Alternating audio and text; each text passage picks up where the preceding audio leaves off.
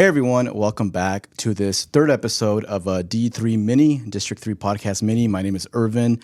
Joining us for this episode today, we have the current mayor of Springdale, Mayor Doug Sprouse. Thank you for joining us today. My pleasure. I've been looking forward to it. I feel like we have a lot to talk about. I don't think I know much about you besides what is Googleable. Okay. And that's not a lot. You managed to find a way to stay under the radar here. But are you a Springdale native yourself, Mayor? I am a Springdale native. Irvin, I was born in Fort Smith. Okay. Back in 1956. My dad, he got a job in Fayetteville. He was in the furniture industry. Okay. And got a job in Fayetteville and moved us up here in about 1960 to Fayetteville, and then in about 64 we moved to Springdale, and I've lived here since then. I was 8 years old, just about to start second grade at Westwood Elementary. Okay. Yeah. And so you went through the whole Springdale school system. Mm-hmm. I'm guessing you graduated from Springdale High School as well. I did, 1975. Oh, wow. We're the greatest class alive. We're the class 75. So there you go. Wow. And how, you've been here, I know that going into this interview that you had been here for quite a while, and I kind of want to know, like, in your perception, like, how were things back when you got here? Oh, wow, so much different. First of all, I had a wonderful upbringing, just as I hope that's the goal for me to see kids in Springdale today and families in Springdale today have that same quality of just, you're not young for very long. Mm-hmm. When you're young, you think you'll never get older. You're looking forward to all those milestones, getting to drive or getting to vote or things like that. And we end up wishing our life away. But I tell you, looking back as a 67-year-old,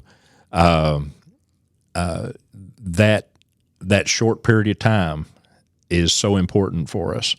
And it's true. What I've heard my whole life is the older you get, the faster time goes. As you watch your kids grow, and now Sandy and I have 9 grandkids, and and the oldest is now just turned 15. So it does go fast. So enjoy your time. Enjoy the journey, I guess. It would be a good lesson.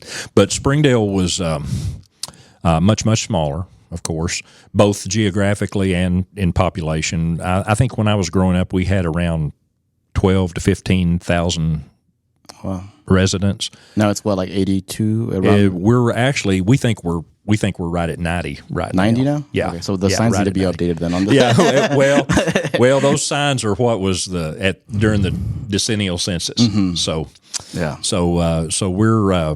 But we think we're 90 or over now. Oh, wow. Well, first of all, we think even the numbers from the census were undercounted. There were some things going on, and I think and just in our Marshallese population alone, I think by the number of kids we have in school, in our schools, that tells us that we're definitely undercounted in our Marshallese community. So I think it's safe to say we're at least 90,000 right now.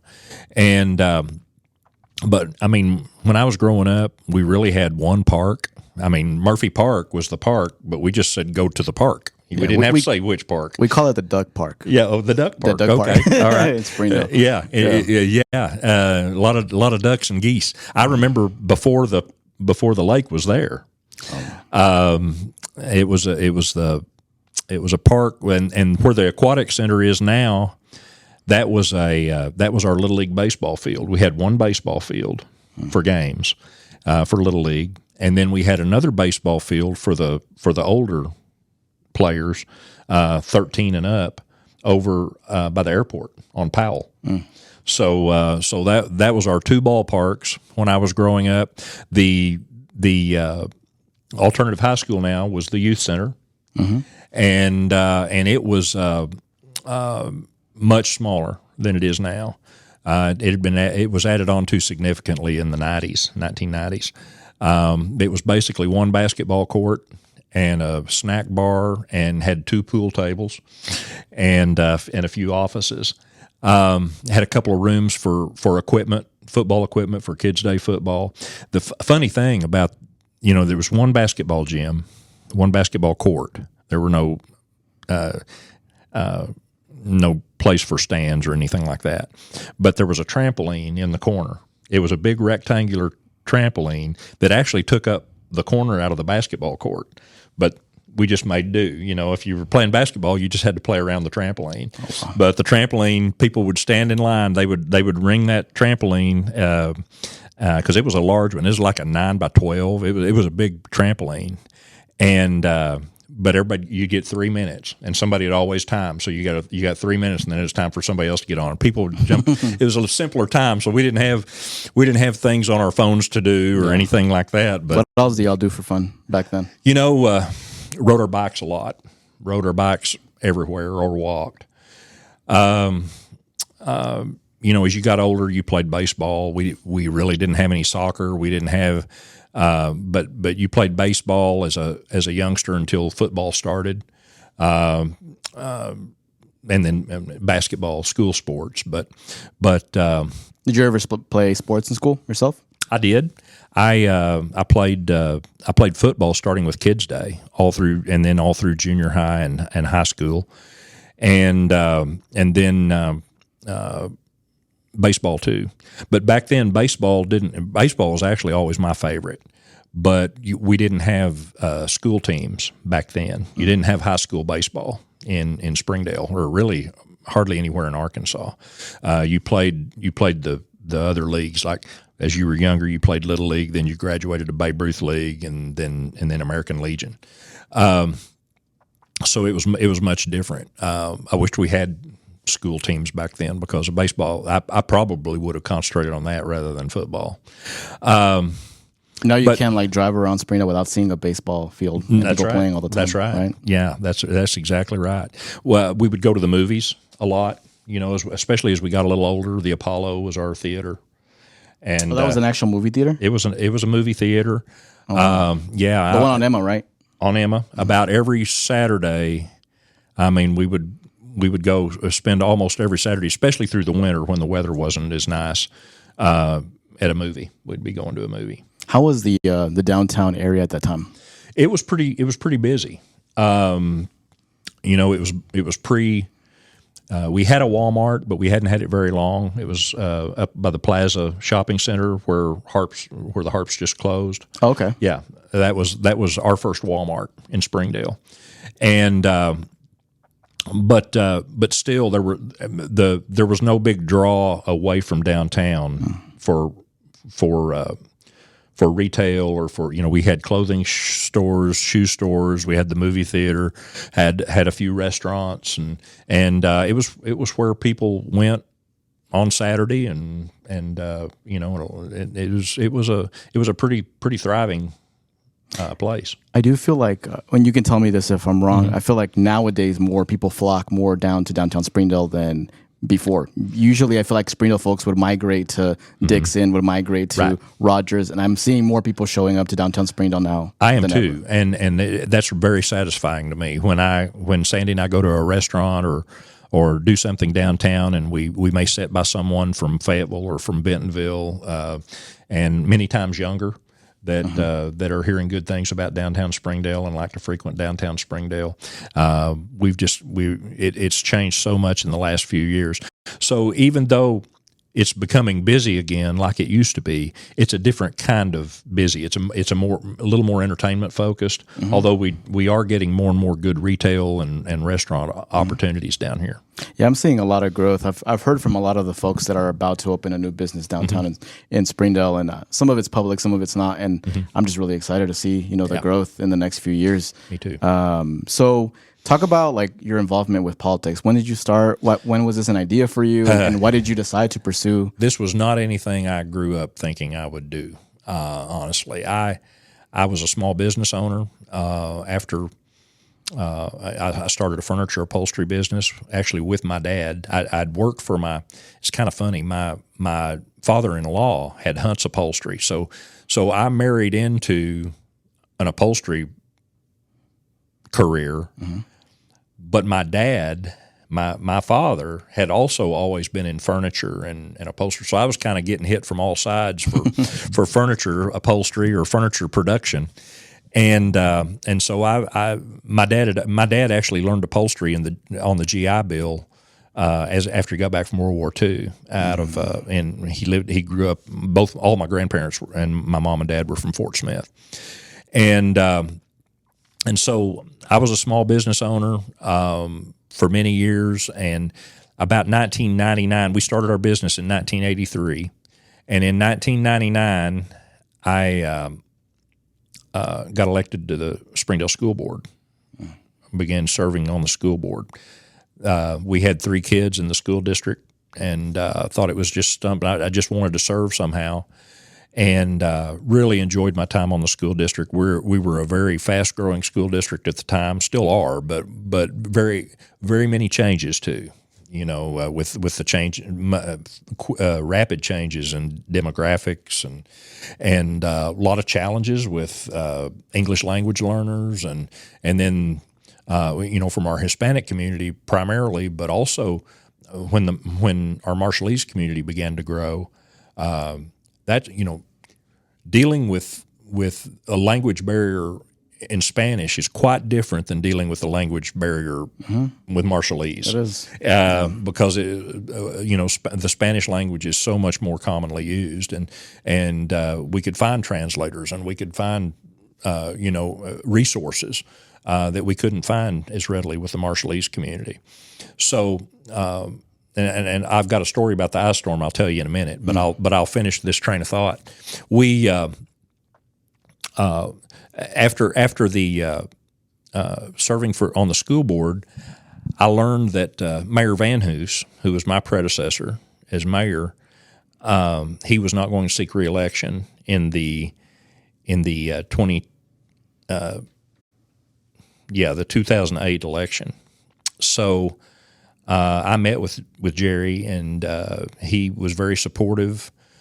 So I decided I had some encouragement from from friends and from some of the business community, and I talked with my pastor, a longtime member at Cross Church. It was First Baptist years ago when Sandy and I started going there, but had a lot of friends praying for me and helping me make that decision. And once I made the decision to run, I was glad I did. But I ran for the 2008 election. It was an open seat for mayor, and there were 6 of us in the race. I ended up in a runoff. Who was it with? I forgot. The runoff was with Mike Overton, who was Okay. Was a council member then, still is, and we get along great. No problems there. Yeah. But I won that runoff, I was 50. I think I'd have been 51, 52 when I took office, and I had never had any idea until about less than a year before, that I was going to run for mayor. It was not a long-term goal. It was not something I'd always wanted to do. And that's kind of considered kind of late to get involved in politics, right? I guess so. I would bristle when people called me a politician. I guess by definition I am. Yeah. But I hope it's not always a negative term. Mm-hmm. But I've just, it's really been it's just been such a blessing to get to serve in a city where you grew up. Mm. And I do look at it as a position of service. And I think our council does too in their positions, but it's just been a real blessing to get to grow up here and to see the changes. And it's changes, so many times we're resistant, or we're a little concerned about change because there's an unknown element to that. Mm-hmm.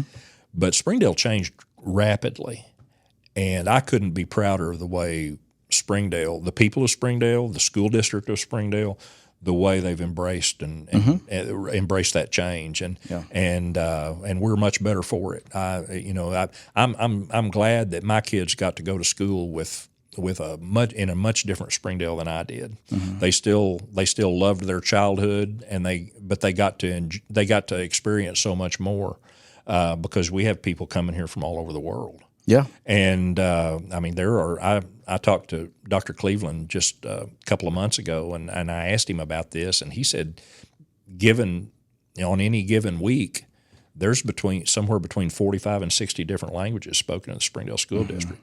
That's amazing to me. And I can be in a national meeting. I'm a board member of the National League of Cities, and I can be talking with a council member or or a city leader from, say, Los Angeles or the Los Angeles area.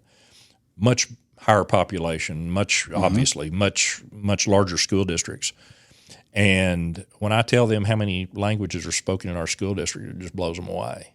Yeah. Even when I speak to people like outside of Arkansas, like national conferences for whatever I'm involved with, right. And I tell them about like the diversity here, they're very impressed. Yeah. And they sometimes don't even believe me. Mm-hmm. They're like, no, I'm pretty sure it's like pretty white, right? And I'm like, no, come to Springdale, come to downtown Springdale, look at the shops on Sunset. It's a very, very diverse area. Right. When would you think, if you had to look back based on your perception, when did the population of Latinos start getting here to Springdale specifically that you recall? I really started noticing it more in the 90s.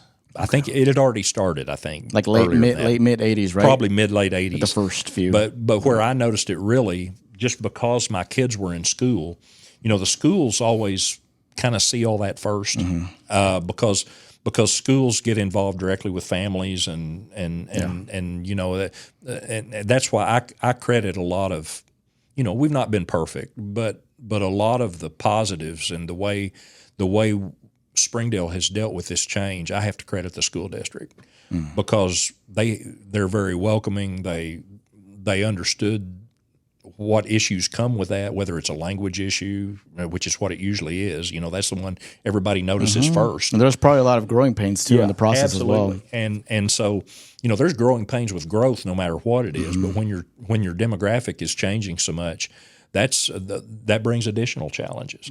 And but I just think both, whether you're talking about the people of Springdale that grew up here and saw the need to address the change properly, or whether you're talking about the people who came here who chose Springdale to come here. I just think I don't know that it could have, that rapid change could have been handled any better. There are always going to be issues, but I'm so thankful that we've come through that as strong as we have.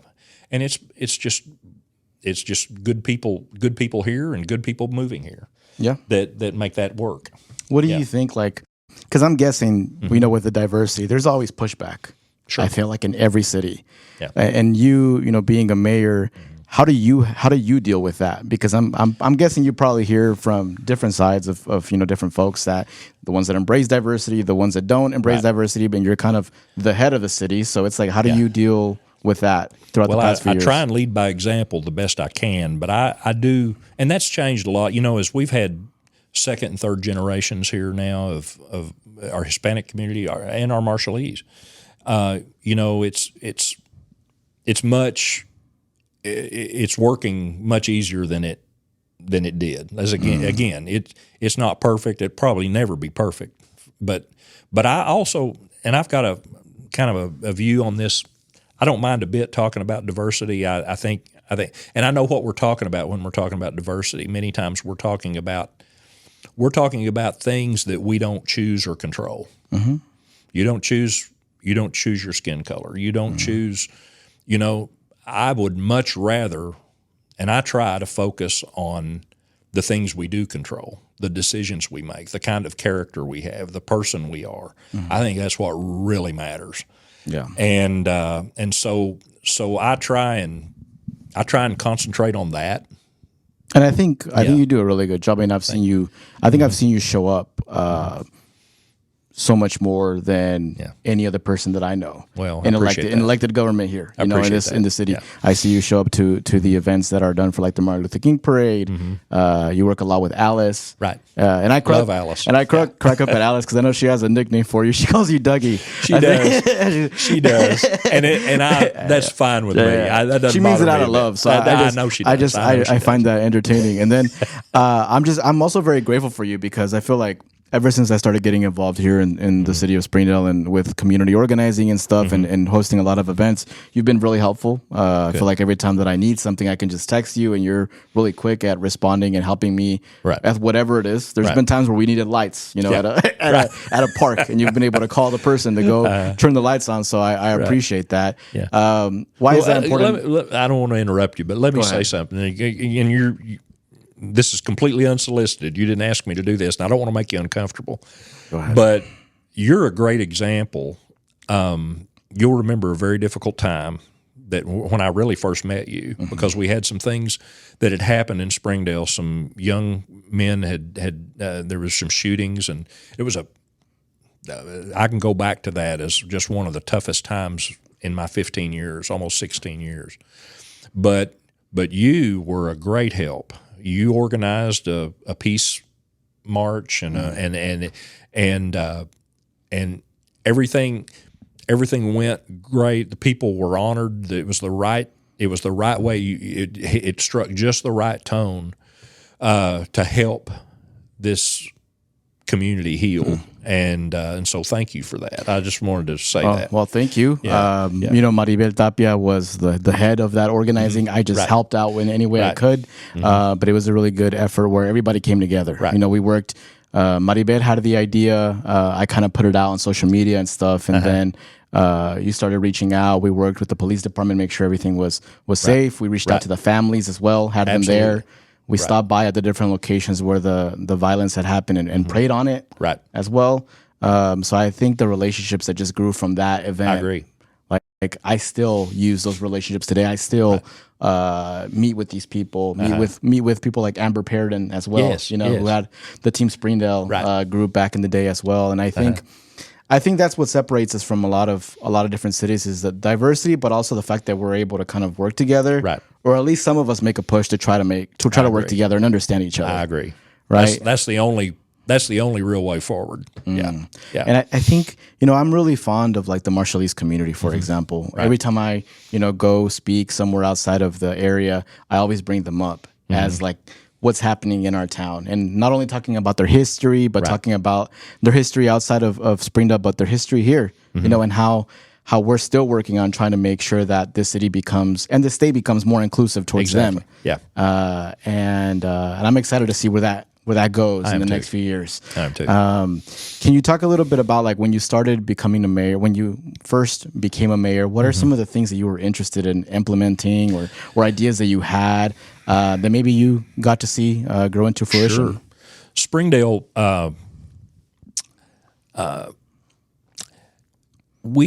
I didn't feel like Springdale got the recognition as our role as the second largest city in Northwest Arkansas. You had a lot of things going on in Rogers, certainly Bentonville, a lot of great things going on. Fayetteville had the university. Springdale was Chicken Town. It was, and we're proud of that. That doesn't bother me at all.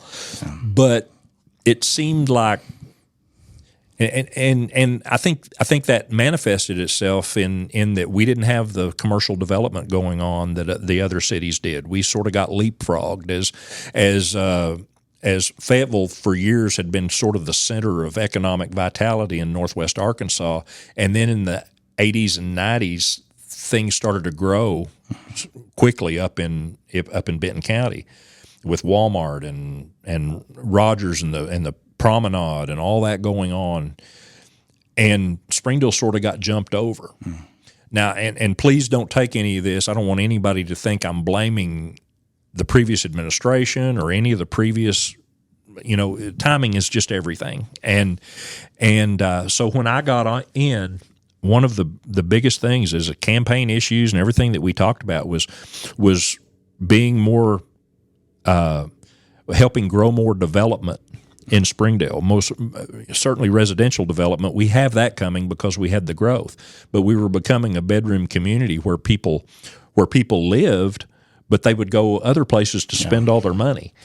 And money, whether we like to admit it or not, money is what allows us to build streets and provide protection and build parks and all those things. So we needed to get more more development to help fund the things, the amenities that our residents want.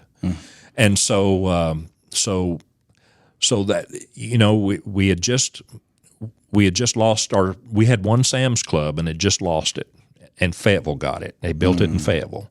We had just, not to go into great detail, but there was a new law passed in the state, a streamlined sales tax, which changed the taxing entity from point of sale to point of delivery, which meant that, you know, you could have a Springdale business providing services, but if those services went outside the city of Springdale, that city got the sales tax revenue, which really hurt. And I was an upholsterer at the time, so a lot of the furniture that we did for people, we did work for people in Fayetteville and all over Northwest Arkansas. In fact, all over Arkansas. And so when we would deliver outside of Springdale, that city got the sales tax. So that really hurt Springdale because we were big in furniture sales, and we had National Lumber at the time, and of course Lowe's, and any if National was selling a truckload of building supplies to some building site in Gravett, well, Gravett got all the sales tax, even though we provide the infrastructure for the store and everything. So that was a big hit. We kind of got a perfect storm, and Springdale's sales tax revenue had really dipped. We lost about $1 million a year when Sam's Club closed and moved to Fayetteville. And then on top of all of that, in 2008, 2009, just as I was getting elected, we had a pretty major recession. So it was a tough time. But I've made a long answer out of what should have been a short one to your question, but revenue, so that we could provide the services that people want and need, and that was the biggest task. And I think, you know, Rogers, great things going on in Rogers, and Northwest Arkansas has a lot of great cities, and I'm pleased that we work together as a region, and I'm friends with all the mayors, and we have very good relationships, but we still compete. And Rogers isn't going to stop while we catch up. Bentonville's not going to stop while we catch up. Fayetteville's not going to stop. So they continue to do better, which is great, but we're closing that gap. And we've closed it a long ways, and from a revenue and standpoint, I think just looking at downtown or looking at the overlay district. I was at a great groundbreaking the other day for Tesla's new headquarters. It's going to be great, and it's not just, you know, we used to have the east side west side thing. When I was growing up, we had that, Irvin, back in when race wasn't really a part of it at all, but it was an income thing. You know, the east side was the poor side of we had the railroad tracks, and I always hated that, and I think we're overcoming that. I hope we are, because we see such great development and so many great things happening on the east side of Springdale now, and I hope that railroad track thing is disappearing, you know, as far as a barrier, because I don't see it anymore. And what do you see as like the biggest difference now when it comes to that? Because I know that, you know, you'll probably still hear it from people. I feel like a lot of it is about like perception or like what you're going through, right, as an individual. But what do you think are some things that has changed that for you specifically? I think being able to raise $13 million of private money for Luther George Park is a huge deal. And that's a park that the community around the park needs to embrace and own. And Luther George that's where we did the piece. Yeah, that's right. There's going to be a stage there now too, right? Yeah. Have you gotten to see it yet? I haven't yet. Oh man, drive by when you leave. It's going to be amazing. There are going to be people from all over the world come to see that. But we still want it to be a park for the community, and we want everybody who lives anywhere in Springdale, but around there especially, want them to feel like that they belong there. Is that something that you've been like actively thinking about during your tenure as mayor, to be like, how can I balance this a little bit, for the folks that do say that the east side maybe doesn't get as much love? Well, and I'll tell you where I hear it more now is I'll give you a perfect example. When Chick-fil-A opened, or when there's a restaurant that opens on 412 West, you see it on social media, you see it everywhere. Man, we could sure like to have that on the east side. Yeah, I saw Chipotle open over there. And I'm like, I know. And honestly, of course, cities don't pick where those things go. All we can do is provide the infrastructure and hope that the market will drive things. But I can tell you, if Chick-fil-A had located their first store on the east side of Springdale, they would have done just as well. Yeah. And they're one of the top Chick-fil-A's anywhere now. We'll get more Chick-fil-A's. Yeah. We'll get more Chipotle's. But the east side does still lag behind. Some of it's water and sewer infrastructure. We've had to put a slowdown because you'll see a lot of the Springdale Water Utilities investing millions of dollars now on upgrading water and sewer infrastructure, lift stations, so that more of that land can be developed. Okay. And so that's all happening. We just got word that Mayor Womack, I call him Mayor Womack, Congressman Womack was able to get in a bill $59 million to help continue Highway 612. It's already funded by RDOT all the way to 265. Okay. But so that's getting done. But Womack's bill, or what he got in the funding bill, if it gets through past the Senate and if the president signs it, it will also include $59 million for the rest of 612 all the way out to Sonora. That's going to open up so much more. That's close to where I live, close to Sonora. Absolutely, yeah. The corner of Springdale. So that things like that. I think honestly, the east side of Springdale has more potential for growth than the west side. Everybody thinks west, and then the west will continue to grow, and that it'll be. But once the infrastructure is in place to support more residential and more commercial growth to the east. I think we're going to see all the way out to the lake. I think we're going to see more and more development. I think east side of Springdale can be just as successful and developed as the east side of Fayetteville, and I think that's going to happen.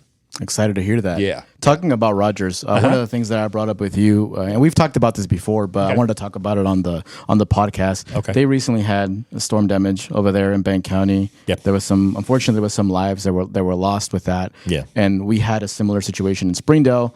I believe no one passed away during the Springdale. We were very thankful for that. Yeah. But there was a lot of damage. There was. I feel like as an outsider, as someone that's not working for the city, I mean, you have your own perception of things when things like that happen. There's probably some folks that were like, "Hey, like, why is there not more people visible out here?" Right. What does that look like from your point of view? What are some of the things that the city was doing at the time when the storm damage happened? Okay. Let me say a couple things, and I know they'll experience the same thing in Rogers. What you notice I want to congratulate the community, because the community can do things that the city can't do legally. We can't go on private property. We can't. That's why we have to ask people to bring all the debris out to the street so we can pick it up. And so it's all about volunteers, and the federal government is just, that help is slow. Yeah. That help is slow. So, we'd been through it with the ice storm. I don't know if 3 weeks after I got into office, we had the 2009 ice storm, and it was devastating. And the damage was much more widespread than what we had with our tornado. The tornado, it was terrible where it was, but it wasn't as large an area as, say, they're dealing with in Benton County and in Rogers. Yeah. But wherever it hits, it's bad. And you'll hear, I've heard Greg Hines talk about it. I've seen news stories on it about how the community has come together, and that's what it takes. Community, churches, nonprofits, because we can't spend taxpayer money on private property. Okay. It's against the law. That's why everything has to be pulled out to the public right of way for us to pick it up. And we went through that with the ice storm. So we try and get FEMA to help. Unfortunately, with the Springdale tornado, we didn't meet the damage thresholds that are required for individual assistance. with FEMA. Rogers has. At Benton County, there was enough damage that it's a dollar threshold, and so they also have, FEMA will take care of public property that's damaged once it's a declared disaster. If we had damage to bridges or damage to, let's say City Hall got blown down, that's public property, so that FEMA would kick in on that in time. It's all reimbursement. You still got to spend the money first. But for individual assistance, for private property owners or somebody who's underinsured, or that's what we ran into a lot here. A lot of the difficulty was that people, even if they own the property, it may be underinsured because inflation of housing values had gone up so much, or cost of building. So they are underinsured, or they may be renters and not have insurance on their contents, or there's probably insurance on the building, but maybe not on their contents. They could have lost everything. And that's where the nonprofits are so, and churches. I can't say enough about the churches in Springdale and the help they bring, but just neighbors helping neighbors. But you've got to reach a certain threshold before FEMA will come in for individual assistance for private property owners, and we didn't reach that threshold. We did with the ice storm, but we didn't with the tornado last year or 2 years ago. So that's what I felt like, and hey, we live and learn, and I'll do more if I know what more we can do. But the bottom line is that cities can't use taxpayer money to help clean up private property. Yeah. That's good information to know, because I'm pretty sure the majority of people in the city had no idea. I know. And I think that's why it's important to kind of educate folks and clear things up. So I think you're up for re-election again, right? I am. I've just decided, I kicked it around a little bit, and I decided a couple of months ago that I would seek one more term. And the election is this November, and you're unopposed. So far, I'm unopposed. Nobody has announced that I know of. We've got 4 council seats open, or not open, but for re-election, and then the mayor. And filing begins the end of July through the first week in August. It's 1 week filing period. And that's when you really know if anybody's running. People can announce all day, but until they file, they're not on the ballot. And it's every how many years for mayors? 4 years. Every 4 years. Okay. And city council is 4 years too. But we have 4 wards with 2 council members in each ward. So every 2 years you have one of those wards, one position out of each ward up. So basically, every 2 years, you're going to have 4 council members up for re-election. Yeah. And what do you, if you do get reelected this year, what are you most looking forward to work on, or is it one of those things where you're just kind of still wanting to see, the growth that you've been working on for years kind of develop? The growth, there's a lot of things, you mentioned there's a few things about you can't talk about. I got a few things I know about I can't talk about either. You can tell me after we stop recording. But exciting things continue to be talked about and planned for Springdale from the development community. I want to see some of those things come to pass. I want to see our senior center open, our new senior center that we'll break ground on in August. Okay. It'll go right across the street from the Jones Center, across from Washington School building there, and be a great facility. I think. Well, there it is, right there. Okay. And perfect timing. Good timing. But there's some things I want to see through. And just I want to be sure the table is set well for the next person, whoever that is. I know that everyone has a shelf life, and I don't. When I started this, that would make me mayor for 20 years if I'm elected and serve the full 4 years, and that would be the longest serving mayor Springdale's ever had. Except it would tie Charles McKinney, who was also mayor for 20 years. but I don't want to be a guy who they say stayed one term too long. And that's what I was wrestling with, deciding whether I'd need to run or not. But I got so much encouragement from people to please do, and I feel good. There's still things I want to do. So I decided to run again, and we'll see if I get an opponent. And I haven't had an opponent yet since I got in. Since I won in that runoff with Mike Overton in 2008, I've the last two re-elections I haven't had an opponent. So I'll be going for my fourth term. It won't hurt my feelings if I don't have an opponent this time. But honestly, in a city the size of Springdale, we should have more people interested. Yeah. At least if not as mayor, then at the council level. That's one of the things that I'm always trying to push. Yeah. Specifically, I mean, we have a big Latino population. All right. We have a big Marshallese population. Right. Like, we need representation. Like, I'm hoping that in the next few years we manage to have a Marshallese person on the Springdale City Council. Yeah. Like, that would make me so happy. Yeah. For them to have representation and to have people that show up, to their events as well. Right. And the good way to do that would be for them to any people who are listening. We have if you go to our website, which is on the screen there, springdalear.gov, and there are places where you can put in a resume for different boards and commissions. That's always a good way to learn more about the city. And we've got a very diverse planning commission, but they're appointed. Yeah, they're not elected. And so of course we've had Kevin Flores. I know that there are great quality people from all cultures and all backgrounds out there. They just need to take a step forward and get and make themselves available. Definitely agree. Yeah. Definitely agree. I won't take too much of your time because this is actually supposed to be meant for like a short interview, but we always go along because there's so much to talk about. Okay. And I feel like there's so much more I could ask you. I agree. Well, I'd be happy to do it anytime. So if you want a part two, we definitely have to do that. Yeah. We definitely have to do that. I just want to say thank you for everything that you've done. Sure. Not only working with me, but working with other people and showing up for people.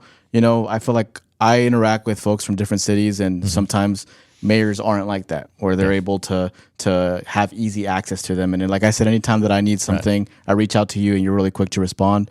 So I really appreciate that. I'm glad to do it. Hey, I consider you a friend. Well, thank you. But I will do that with anyone that that needs help. I'll always help out however I can. And just some quick, rapid questions, just about like favorites in the city. You don't have to say who your favorite is, because I don't want to start any problems. But I do want to hear like some of your favorites, like food wise and drink wise.